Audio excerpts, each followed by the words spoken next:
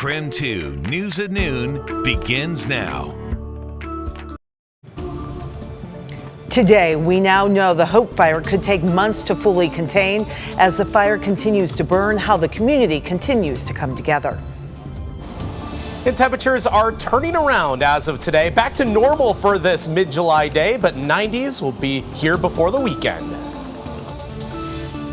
And here at the noon hour, we have an update on the third firefighter attacked in the North Idaho ambush as he makes some good progress in his recovery. However, we're told he still has a long way to go before he can come home.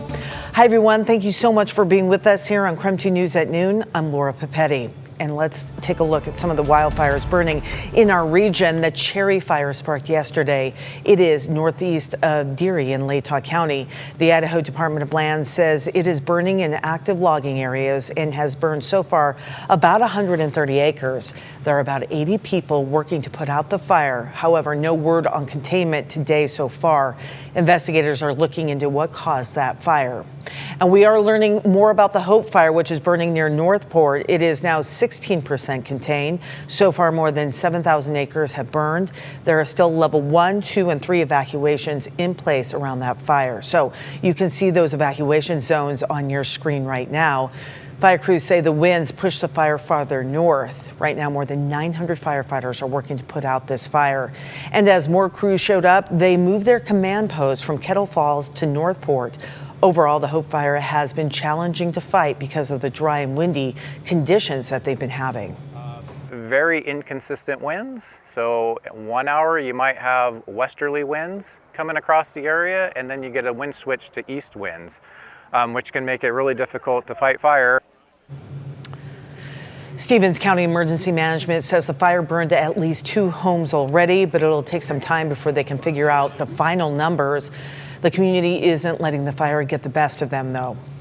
This community is amazing. It's not something that, it doesn't take wildfire to bring us together. We're always like that. But it just cements the fact that in hard times, everyone is here for each other. Investigators are still trying to figure out what caused that fire, and crews said it could be August, maybe September, before they can get that fire fully contained. All right, taking a look a bit closer here to Spokane, crews have the Western Pines fire about 40% contained as of right now. This is fire burning near Davenport, and level 3 evacuations are still in effect within the fire perimeter, and other areas have been dropped, though, as of right now. It has burned almost 6,000 acres. More than 400 first responders from multiple agencies are tackling the Western Pines fire. Level 1 and level 3 evacuations are still in effect.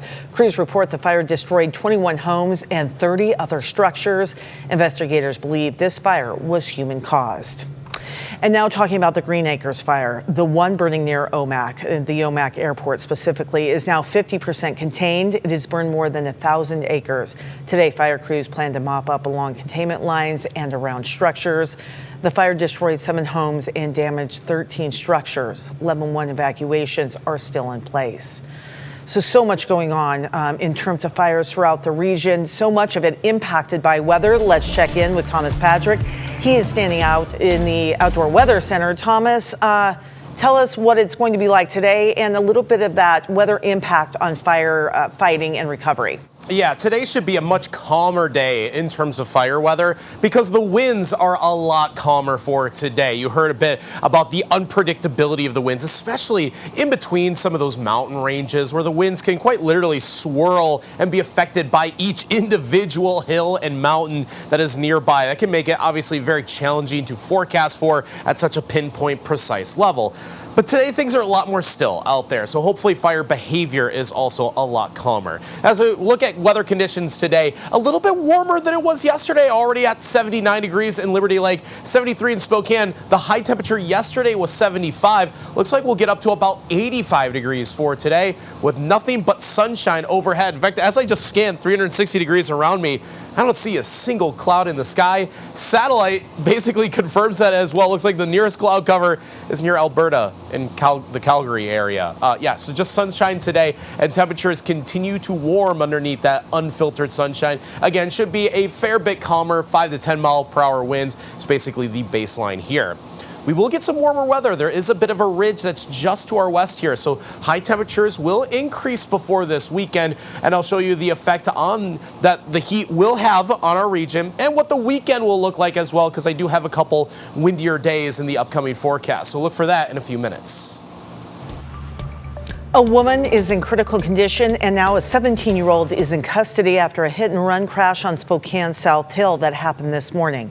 Spokane police said the woman was jogging when the driver hit her around 5:30 this morning. It happened near the intersection of 49th and Perry, which is right next to the Manitou Golf and Country Club. SPD says when officers arrived on scene, they found a woman lying in the road. They say the young driver ran off. However, officers were able to track him down. They say speed and impairment may have contributed to the crash. It is coming up on 6 minutes past noon right now. The annual Cherry Pickers Trot and Pit Spit is tomorrow, and that's why we find KREM 2's Brandon T. Jones up at Green Bluff checking in on things and letting us know what we need to know about the Pit Spit contest. Well, I'll tell you what, any day spent here on Green Bluff is always going to be a good day, and especially when I get to hang out with someone like Brandy Sears, the race director. That's just one of the many titles you have. I mean, you ever come up to Green Bluff, Brandy is doing a little bit of everything, but we're here to talk about the Cherry Pickers, Trot, and Pit Spit. Yep. And Brandy, first and foremost, how you doing? I'm doing very well this morning, thank you. Good, good. Well, we have Phil over here as well, the master pit spitter, and he's going to be doing a little demonstration. Oh, see, look, it's already Phil's started. Man, that's one. Brandy, where do you think that one landed? I'm saying probably like 12-ish feet. All right. So, Oh man, that's all right. Well, Brandy, can we talk about this wonderful race that you all do on an annual basis here? We do. Yeah. What about It's it? been running since 1978. It's just a great time to come up to Green Bluff and hang out. Bring your friends, bring your family. Enjoy the beauty all around us. We have food at the fire station you can buy. Food at Harvest House to buy. You have the Pit Spit you can enter to get into that competition, see if you can beat Phil at age 60 plus. And then Phil's throwing pits and whatnot, man. And we also have, and that's free, and then we also have the Tot Trot that starts promptly at 6:30. Country Financial is fantastic. They bring squirt guns, just have fun with the kids. Just enjoy, and our race starts at 7 o'clock with a gunshot start, and away they go, 4 miles through the bluff. And the gunshot goes off. Phil hits another one, and that looks like it landed roughly around 19 feet or so. Nicely So there you done. go, Phil. That's why he's the master, right? Hey, Age 60 plus. all right, come on now. Well, we appreciate both of you so much. I always love being able to come out here. Again, this is a tradition here for us to start our day here with you all ahead of this annual race. And so I want to say thank you. Phil stole again some sent out, and you can find more details on KREM.com, but we'll send it back to you all in the studio. All right, coming up here on KREM 2 News at noon, after last month's ICE protest, Ben Stuckert and 8 other people now face charges. Yesterday after the break, why Spokane leaders say they're advocating against these charges.